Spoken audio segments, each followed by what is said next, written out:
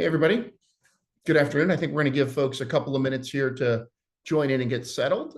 So on our Plan Now, Win Later webinar today. So I'm going to give probably just until about 1:03 or so to get us started, and then we'll kick off the conversations today.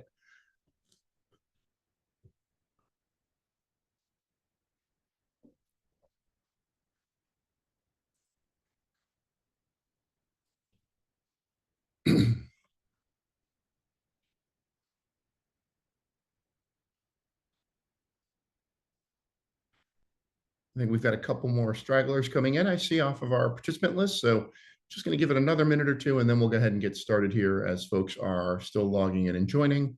And today we'll probably run just about 30 minutes in total, maybe slightly less than that, depending on questions. But excited today to talk about Plan Now, Win Later.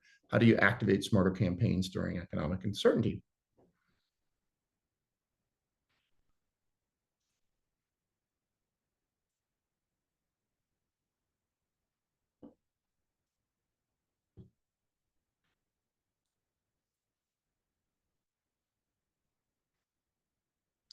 I think we're about 30 seconds from getting going here.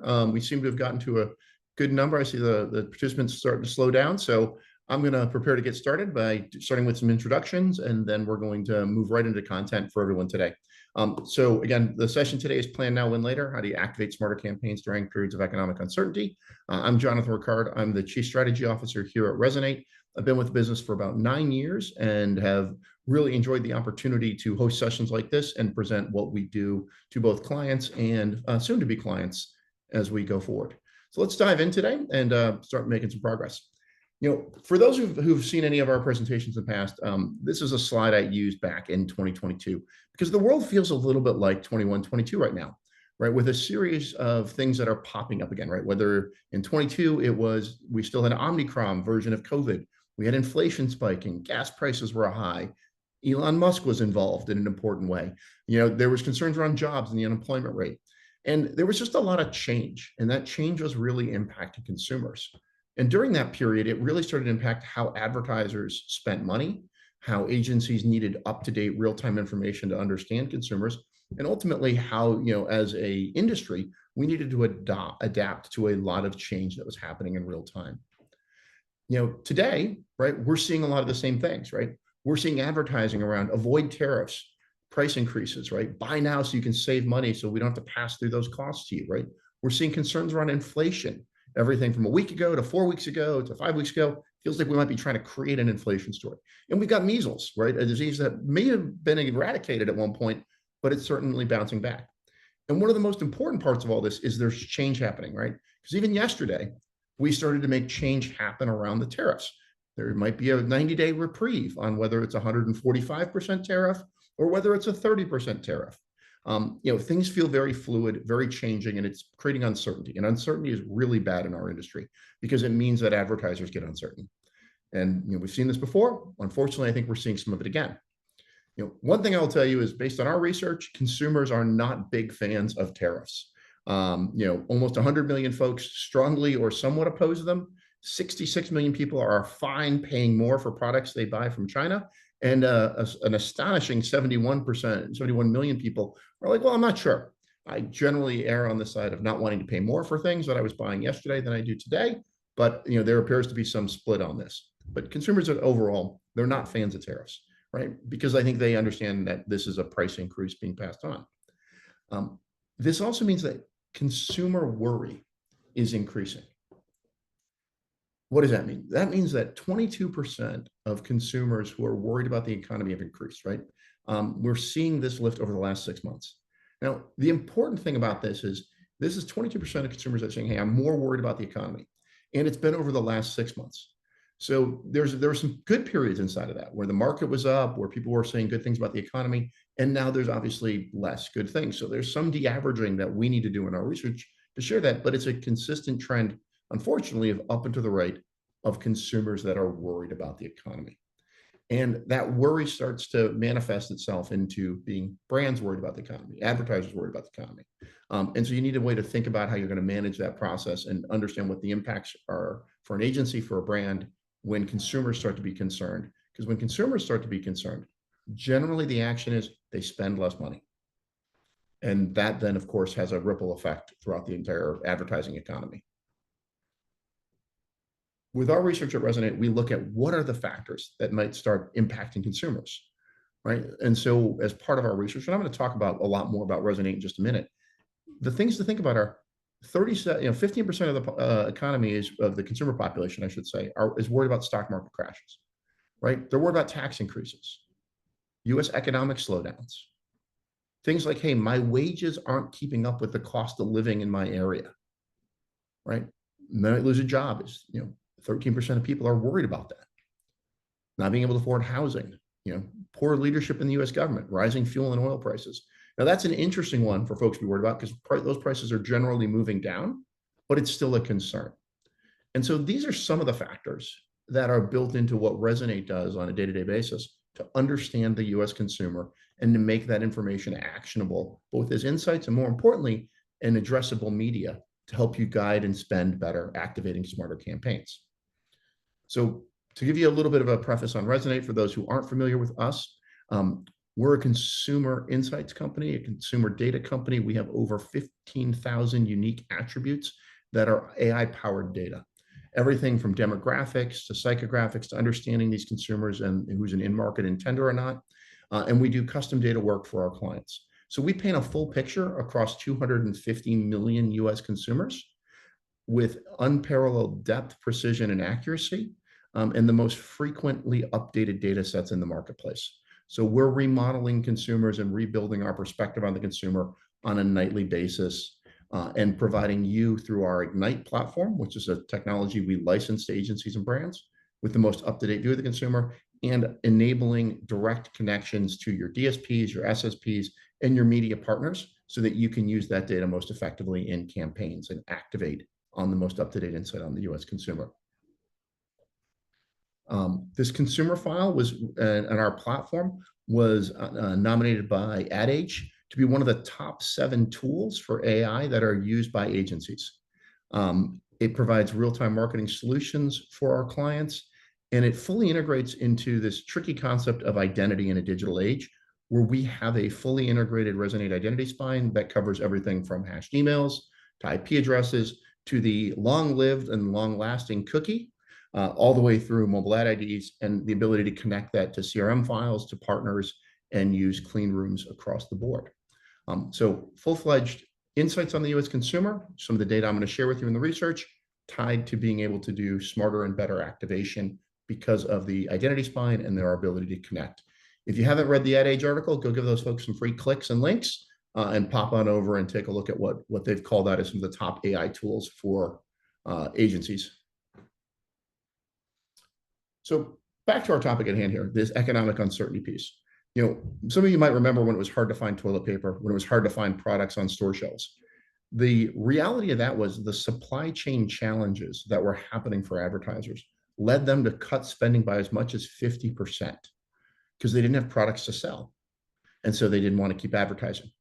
That led retailers to cut spending, right? It was a whole series of trickle down cuts in spending that ultimately ended up with a lot of uncertainty for agencies, for publishers on when was the advertising going to come back. We see some of this supply chain disruption today, and it's certainly the tariffs accelerated. We will see if this reduction in tariffs for the next 90 days changes buying patterns and puts product back on shelves.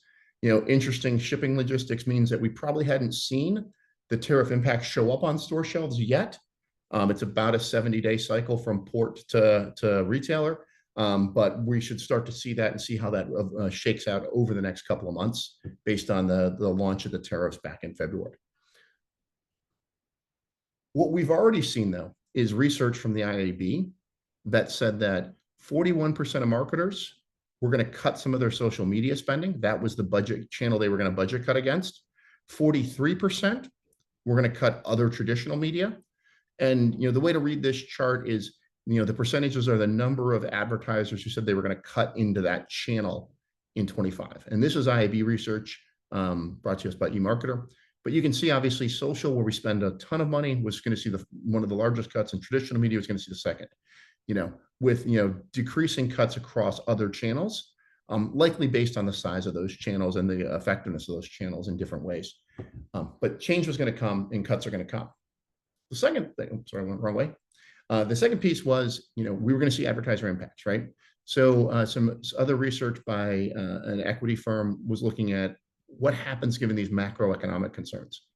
And 70% were thinking about their spend levels and saying, am I spending the right amount of money given what's happening in the world and the uncertainty? So that's an interesting data point around, hey, that's just a pretty big percentage of folks saying, I am already starting to have this conversation of, am I spending too much? Am I spending the right amount? The other side of it was 63% said, well, actually, I already pulled back. Not only was I thinking about it, but I actually just put it into action and decided we should spend a little less due to the uncertainty, right? So, fairly significant impacts here, where not only are some folks thinking about it, but most of them actually acted on it, right? They already cut some budgets. And so when you combine these factors, and I think the IAB said overall 60% of advertisers were going to cut budget up to 10%, we're certainly seeing that impact here in other data points, which means that this is definitely something that's going on and happening in the market. We got to be mindful of it. So what does this mean for you? In most cases, activation starts with a premise, right? I've got an ideal consumer segment. I know who I want to reach. In this case, I put together one using our Ignite platform around this idea of a luxury affluent shopper, right? This is a population set that's got about 17.3 million people. We'd offer targeting on about 26 million devices out of the box. This audience has got a lot of defining characteristics to them, right? Some of the things that they are is, they've obviously got slightly 44% of a household income over $150,000 to 200K, right? Their top hobbies are things you'd expect people with discretionary income to have: international travel, visiting spas and resorts, some stock traders inside of this group, right? They're motivated by things like respect from others and acquiring wealth and influence in terms of their personal values and their psychological drivers. Great audience for the right product, something that was undoubtedly you'd put together with, again, a lot of different points of information to say, hey, client, this is who we need to reach. This is who's showing up on your website as your ideal customer. We built the lookalike. These are the people we want to target. But what we have to think about now is, well, over the last 6 months, 3 months, 2 months, last month, what's changed, right?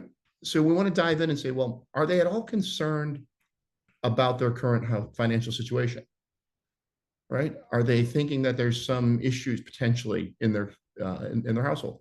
And we'd see here that, hey, maybe up to 25% of the entire US is worried about that, right? This adult piece, right? Maybe they are saying, hey, I'm worried, right?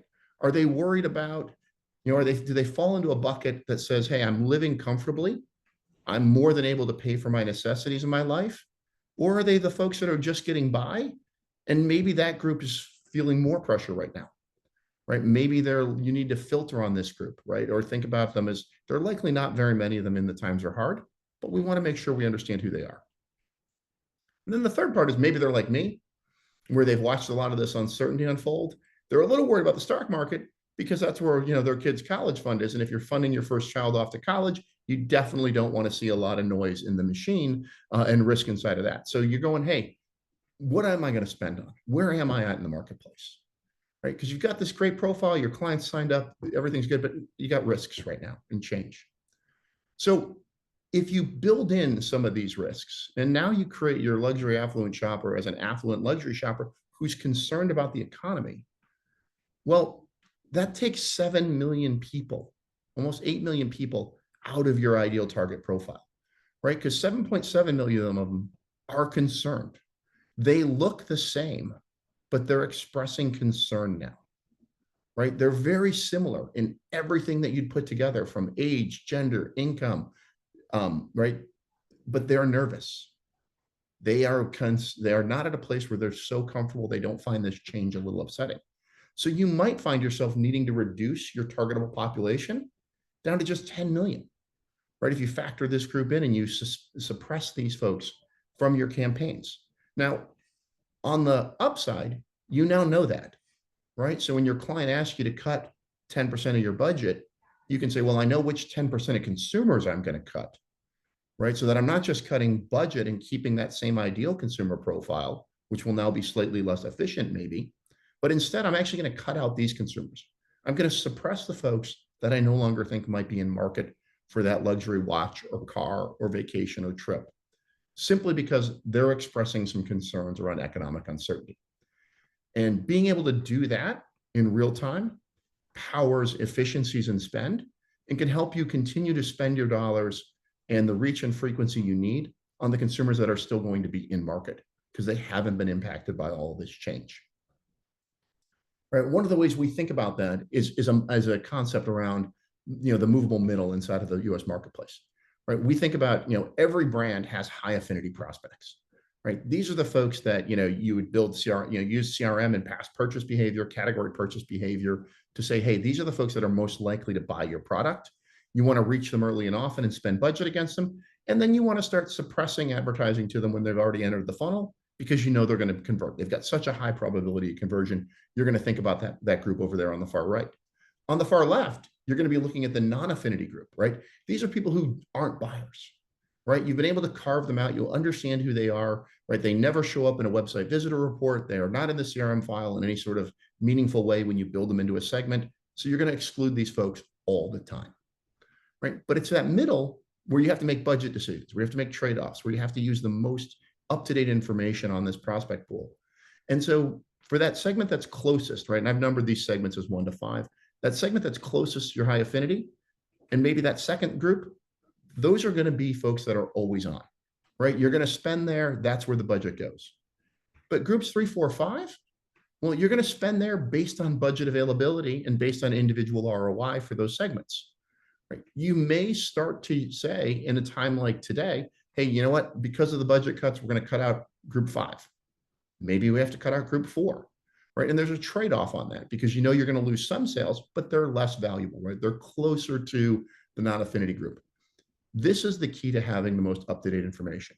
If you can build segments based on the most up-to-date information on the U.S. consumer, you can adjust your portfolio and your of segments and audiences you want to reach to make certain you're reaching. Maybe it's just the economically certain consumers, right? Maybe it's making sure I'm suppressing those that are saying, hey, I've got some fear about job loss, right? You can then think about how do I apply this to all of my marketing across channels as something that lets me be a little smarter and take into account not only the fact that I am going to see budget cuts, but that I can do smarter budget cuts by suppressing consumers that aren't going to drive sales and maintain my, whatever KPIs you have for your clients at a high level because you're able to see, hey, we know who's still in segments 1 and 2, and we're working our way to testing and learning where we can spend in 3, 4, and 5.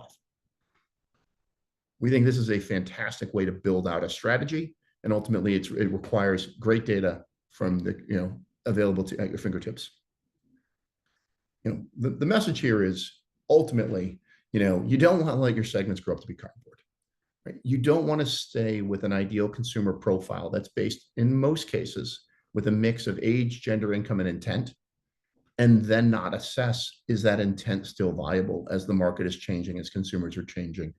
You want to be able to say, I understand what's behind this consumer, and this description, this affluent luxury consumer, and I know where they sit, and are they in segment 1, 2, 3, 4, 5, based on the economic factors around them, based on their own ability to pay, to continue to pay, their own personal risk levels.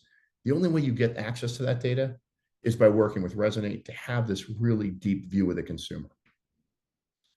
Now, I mentioned that we were one of the leading AI tools that we saw in Ad Age's most recent reporting on tools for agencies.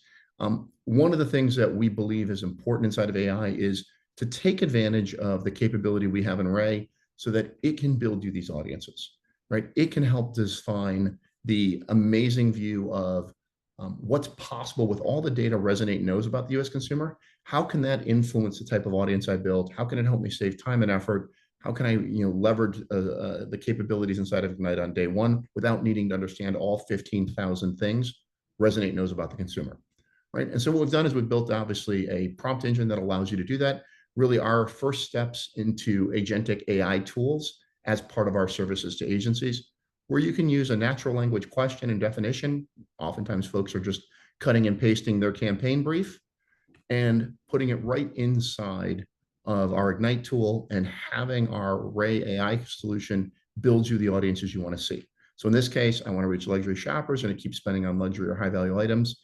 despite tariffs or other economic uncertainty, right? You may not know every attribute we have and every piece of data we have, but Ray does. And it will build you that audience, generally speaking, in under 60 seconds to give you an amazing start to your campaign planning, audience planning, and execution strategies.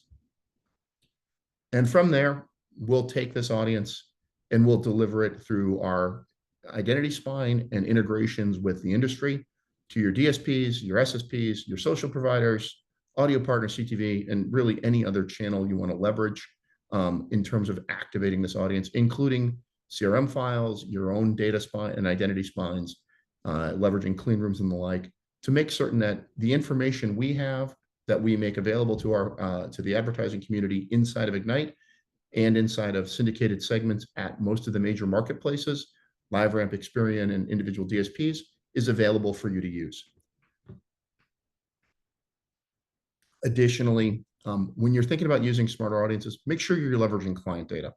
So for any data based on client website visitors, client CRM files that have been onboarded into Resonate and Ignite, that data can also be used to create audiences that are then subset and developed using the economic uncertainty flags inside of our platform to help you make certain that you're targeting the best lookalike of your client's current conversions, but you're suppressing those folks who actually aren't going to convert due to economic uncertainty or other factors. And one of the key things is, obviously we're here to present solutions that work. So within our targeting solution sets, clients report results that range from 23% decreases in Facebook CPA to 70% lift in brand awareness, just to name a few, as folks are undoubtedly able to see and read here. And the key to all of this is the most up-to-date consumer information will help you understand how to reach the right consumer at the right time in the right channel. And in this case, with the right level of certainty on are they still likely to buy based on the economic conditions that we're all somewhat dealing with and the change that that's going to have on our ad budgets, on our ideal customer profile, and who we should reach at any given point in time. With this, I'll say thank you for attending our webinar today. If there's any questions, we can certainly take some live questions here and I'll happily speak to them. We've got a link here with our QR code to our Resonate Activation Lookbook. So happy to let folks take a look at that. A lot has changed over the last few months. It continues to change. As you are seeing clients ask for, or as a client yourself, you're thinking about how do I use my budget most effectively in 2025? The answer is going to be leveraging the most up-to-date information on the consumer and being able to use that information in real time across your digital spend, your social spend, CTV and linear, and certainly the places where you're thinking you're going to cut budget. You want to make certain that you're cutting the right consumers so that you can maintain sales lift and results for your clients. With that, I will say thank you to everyone who's joined us today. Have a fantastic afternoon and look forward to seeing you in a follow-up call as we talk about what Resonate can do for you with Ignite and with our activation services. Have a great day all. Cheers.